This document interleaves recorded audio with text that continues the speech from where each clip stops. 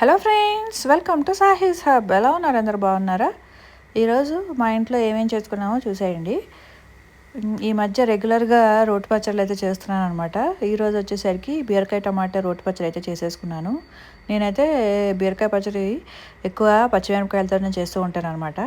So కొద్దిగా పోపు ఎక్కువ వేసేసుకొని పచ్చిమిరపకాయలు, అలాగే కొద్దిగా శనగపప్పు, మినపప్పు వేసేసుకొని కొద్దిగా పక్కన పెట్టుకొని కొద్దిగా మిక్సీలో కానీ లేదంటే ఇట్లా రోట్లో కానీ ఇట్లా దంచుకుంటాను అనమాట. దంచుకొని ఇట్లా బీరకాయ టమాటా ముక్కలు ఉడికిచ్చేసుకుని అందులోనే కొద్దిగా ఉప్పు, చింతపండు రసం కూడా వేసేసామంటే మనకి ముక్కలనే చక్కగా మగ్గిపోతాయి అనమాట.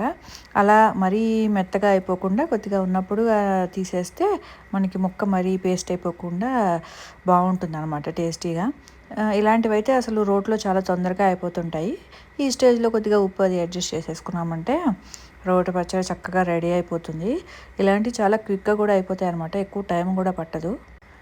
నాకు కూడా టైం ఉన్నప్పుడల్లా ఈ మధ్య రోట్లో పచ్చడి చేసుకోవడానికి ప్రిఫర్ చేస్తున్నాను అనమాట. జనరల్గా నాకు రోటి పచ్చళ్ళు అంటేనే ఇష్టం, ఊరగాయల కన్నా కూడా. కాకపోతే టైము ఇవన్నీ కొద్దిగా ఓపిక ఇవన్నీ చూసుకుని చేసుకోవాలన్నమాట. సో ఎప్పుడైతే నాకు కొద్దిగా ఫ్రీగా ఉంటుందో, వర్క్ ఏం లేదు అనుకుంటానో గ్యారంటీగా రోటి పచ్చడి చేయడానికి ప్రిఫర్ చేస్తాను అనమాట.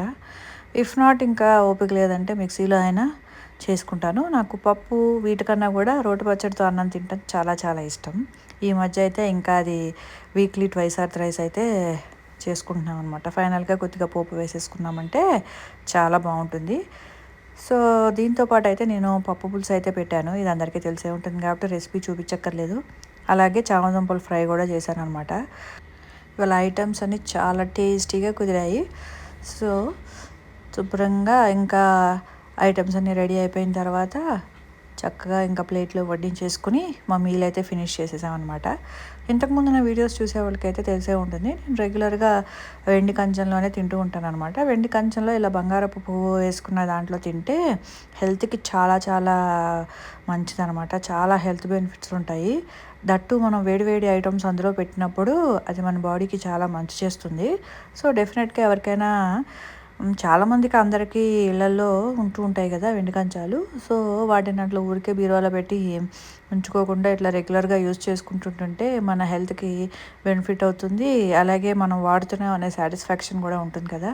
సో నేను అదైతే బాగా ఇష్టపడతాను అనమాట. హెల్త్కి మంచిది అంటే ఆటోమేటిక్గా చేయడానికి ప్రిఫర్ చేస్తాను. సో ఫైనలీ మా మీల్ అయితే ఎంజాయ్ చేసేసాం. Thank you for watching.